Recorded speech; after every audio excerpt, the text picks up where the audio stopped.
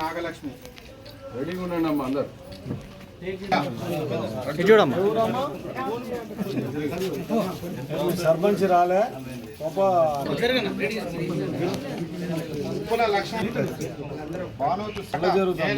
చూడ నెక్స్ట్ వెంకన్న చూడు మీ భాగ్యరాజు రాలే వినయ్ కత్తుల శైలజ ఇంకట్నే ధరావత్ సరోజ్ మోత్కూరు జ్యోతి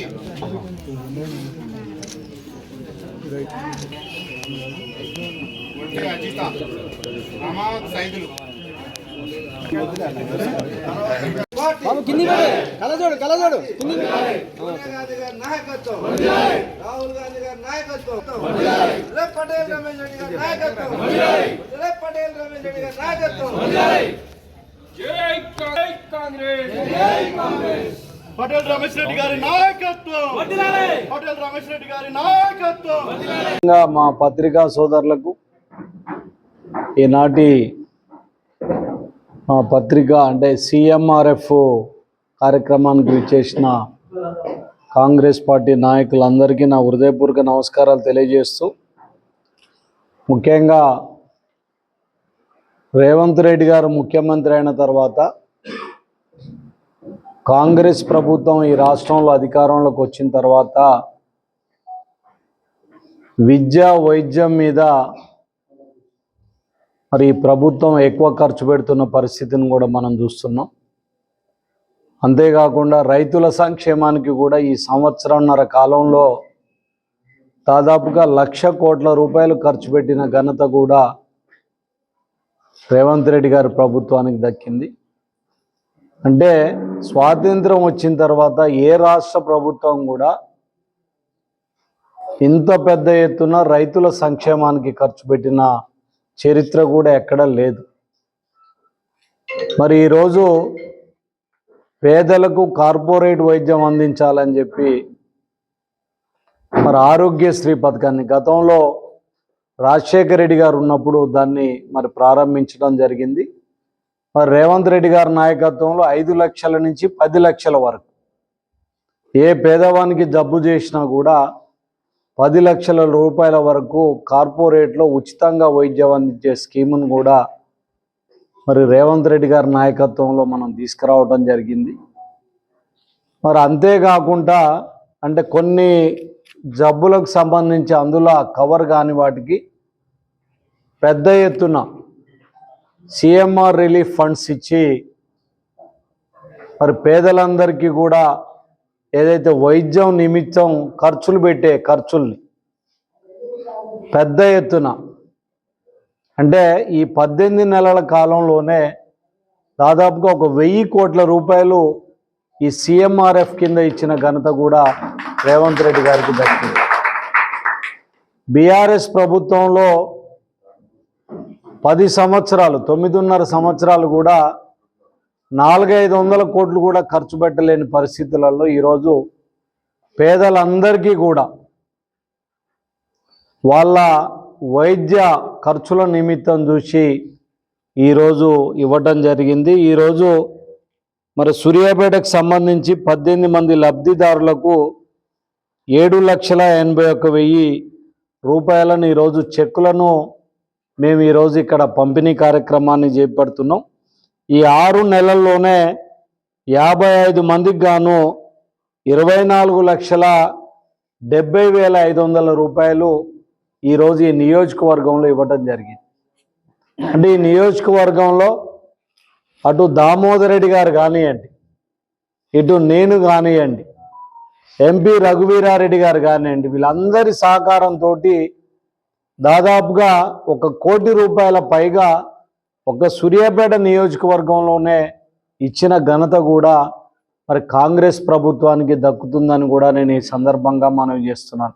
లోనే ఒక తెలంగాణ మోడల్గా చేసిన ఘనత కూడా రేవంత్ రెడ్డి గారికే దక్కింది. ముఖ్యంగా నిన్న చూసినట్టయితే బీసీల చిరకాల కోరిక, దశాబ్దాల కళ జనాభా ఎంత ఉన్నామో అంత మాకు రిజర్వేషన్ కావాలని చెప్పి మరి రాహుల్ గాంధీ గారి నాయకత్వంలో ఈ దేశంలోనే మొదటిసారిగా శాస్త్రీయంగా కులగణన చేసిన ఘనత కూడా రేవంత్ రెడ్డి గారికి దక్కింది.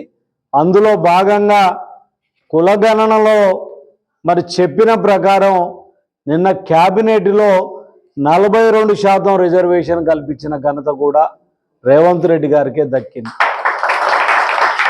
ఆనాడు కేసీఆర్ గారు ఉన్నప్పుడు గతంలో కాంగ్రెస్ ప్రభుత్వం 34% రిజర్వేషన్ ఉంటే 22-23% తగ్గించిన ఘనత బీఆర్ఎస్ ప్రభుత్వానికి ఉంటే ఈనాడు దాదాపుగా 42% స్థానిక సంస్థల ఎన్నికలలో రిజర్వేషన్ కల్పించి బీసీలందరికీ కూడా రాజకీయ ప్రాతినిధ్యం కల్పించబోతుంది కాంగ్రెస్ ప్రభుత్వం అని కూడా నేను ఈ సందర్భంగా మనవి చేస్తున్నా.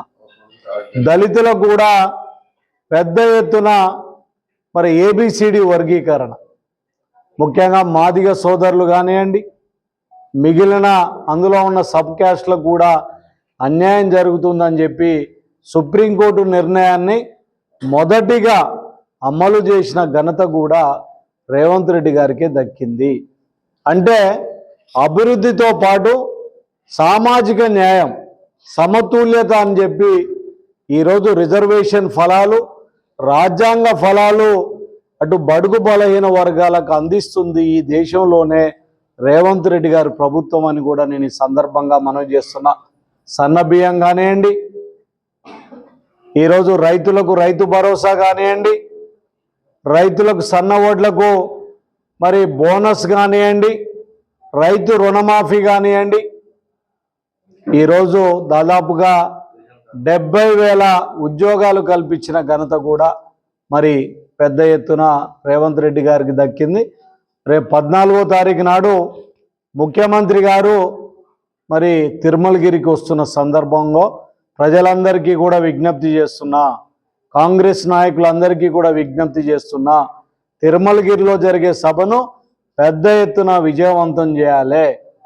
ఈ రకంగా ఆదుకుంటున్న రేవంత్ రెడ్డి గారికి మనం అందరం కూడా మనస్ఫూర్తిగా సహకారం అందించాలని కూడా నేను ఈ సందర్భంగా మనవి చేస్తూ 14వ తారీఖు నుంచి అర్హులైన అందరికీ రేషన్ కార్డులు ఇచ్చే ప్రక్రియ కూడా మేము చేపట్టబోతున్నాం.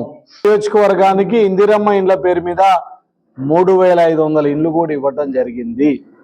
దాదాపుగా 4.5 లక్షల ఇండ్లను ఈ సంవత్సరం కట్టబోతున్నాం.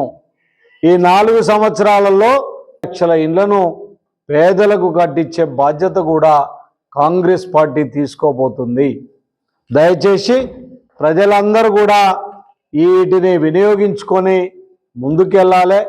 ఇక్కడ కూడా మరి మా నియోజకవర్గానికి సంబంధించి కూడా ప్రజలందరికీ కూడా విజ్ఞప్తి చేస్తున్నా, ఎవరికి ఎక్కడ ఆపద ఉన్నా కూడా, ముఖ్యంగా వైద్యంలో ఎక్కడ హాస్పిటల్లో ఖర్చు అయినా కూడా పార్టీలకు అతీతంగా రండి. కాంగ్రెస్ ప్రభుత్వం రేవంత్ రెడ్డి గారి నాయకత్వంలో మీ అందరికీ కూడా సీఎం రిలీఫ్ ఫండ్ ఇవ్వడానికి కూడా సిద్ధంగా ఉన్నాం. ఎక్కడ రూపాయి ఖర్చు పెట్టాల్సిన అవసరం లేకుండా మేము ఈ సౌకర్యాన్ని కూడా కల్పిస్తున్నాం. కాబట్టి దయచేసి అందరికీ కూడా విజ్ఞప్తి చేస్తున్నా, ఈ సౌకర్యాన్ని వాడుకోండి. రేవంత్ రెడ్డి గారిని ఆశీర్వదించండి, కాంగ్రెస్ పార్టీని ఆశీర్వదించండి అని కూడా ఈ సందర్భంగా విజ్ఞప్తి చేస్తున్నా.